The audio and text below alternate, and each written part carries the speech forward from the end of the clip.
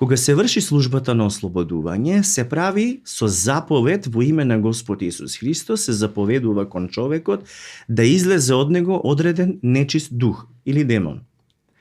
Во тој момент демоните може да реагираат. Некои реагираат со врескање, со агресија, ми се случувало да ме нападнат, некогаш се случува и со негодување, не сакаат и на крајот да излезе глас кој што не е гласот на самиот човек во кого е демонот.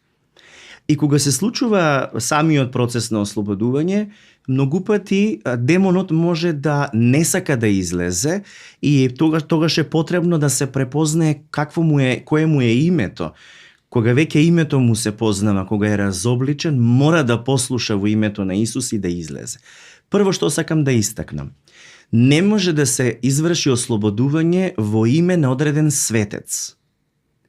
Да речеме во име на Свети Павле излези од него, тоа нема такво нешто. Прво, второ, со сигурност бегаат од името на Господ Исус Христос и ако на некого му пречи кога се спомнува името на Господ Исус Христос и внатре чувствува некоја дразба, некоја нелагодност, тоа веќе треба да индицира кон тоа дека станува збор за нешто нечисто. Второ, кое што е важно да истакнам. Не секогаш ги знаете демоните по име кои се. Тие најчесто се карактеризираат според проблематиката која што ја вршат. Ако станува збор за страв, многу често може да биде во заповед духу на страв во името на Господ Исус Христос ти заповедувам напушти го тој човек. Сега.